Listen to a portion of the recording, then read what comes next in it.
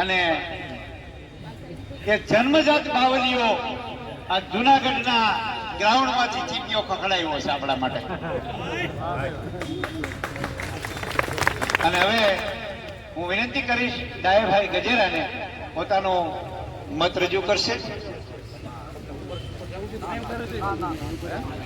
સહકાર સમિતિના નેતૃત્વમાં ખેડૂતોના મળેલા સંમેલનની અંદર મંચસ્થ સૌ મહાનુભાવો અને દૂર દૂરથી પધારેલા આપ સૌ વંદતાઓ, હું આપને વંદન કરું છું કે આપ સૌએ આજે સિઝન હોવા છતાં પણ આવડી વિશાળ સંખ્યામાં જે મુદ્દાઓ ઉપર આપ ઉપસ્થિત રહ્યા છો એ માટે આપ સૌને વંદન કરું છું.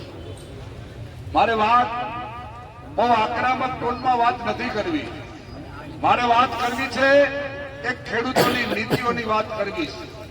જ્યાં સુધી ખેડૂતો અંગેની વૈકલ્પિક નીતિઓ ના બને ત્યાં સુધી આપણે ગમે તેટલી માંગણીઓ કરશું પણ માંગણીઓની અંગે સરકાર હંમેશા આપણને અન્યાય કરવાની છે.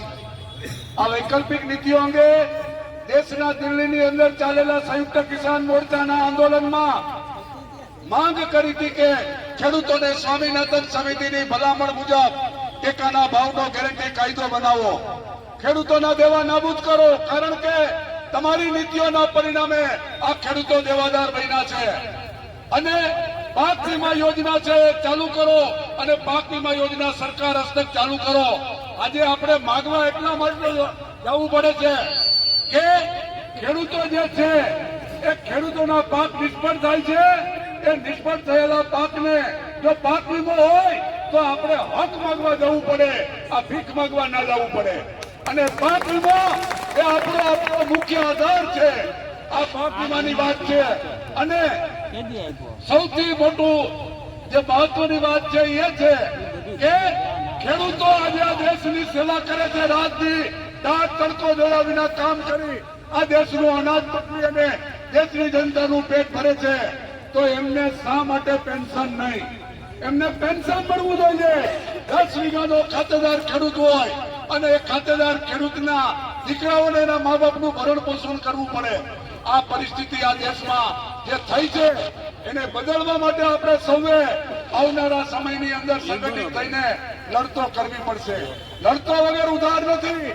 આપણને ઘણી વખત ભગતસિંહના વિચારો ગમે પણ ભગતસિંહ કોઈને થવું નથી.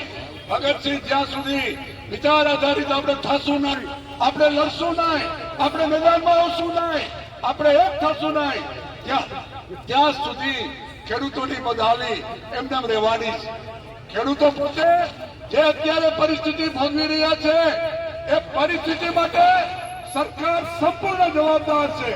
અને સરકાર જવાબદાર હોય ત્યારે ખેડૂતોની આ વ્યાજની માંગને સરકારે માગવી જોઈએ.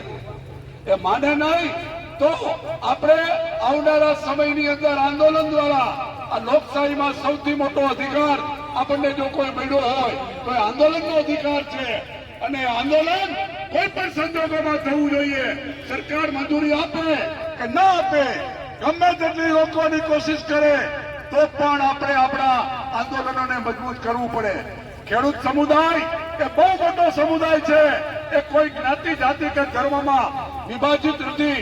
દરેક ધર્મ જ્ઞાતિ જાતિના ખેડૂતો છે. અને આ ખેડૂતોને દરેકની પીડા એક સરખી પીડા છે. ત્યારે આપણી આ રોજગારી છે ખેતી, સરકારે રોજગારીની ચિંતા કરવી જોઈએ. સરકાર જ્યારે કર્મચારીઓને મોંઘવારી આપે, 8મો પગાર પંચ આપવાની તૈયારીઓ કરે છે તો ખેડૂતોને સ્વામિનાથન સમિતિની ભલામણ મુજબ ભાવ આપવામાં તમને ગાંઠા સેના વળે છે. પાક વીમો ચાલુ કરવામાં તમને ગાંઠા સેના વળે છે. અને દેવું નાબૂદી કરવા માટે તમને ગાંઠા સેના વળે છે. આ માંગ એ આપણો અધિકાર છે અને આ અધિકાર આપણે ચૂંટવીને રહીશું. પરેશભાઈની સાથે ગુજરાત કિસાન સંઘર્ષ સમિતિ છે, સંયુક્ત કિસાન મોરચા છે અને સમગ્ર ખેડૂતો ને આજે હું કહી દઉં છું કે આ રાજકીય પક્ષ નહીં પણ આ ખેડૂતોની રાજનીતિ છે. અને ખેડૂતોની રાજનીતિ એ આપણો અધિકાર છે. આપણી માંગ એ આપણો અધિકાર છે. અને માંગ માટે સૌએ આગામી સમયમાં લડવા માટે જે કઈ કોલ કરવામાં આવે, જે કોઈ આંદોલન નક્કી કરવામાં આવે એ આંદોલનમાં આપણે સૌએ જોડાવાનું છે. ઇન્કલાબ જિંદાબાદ, ખેડૂતોની એકતા જિંદાબાદ.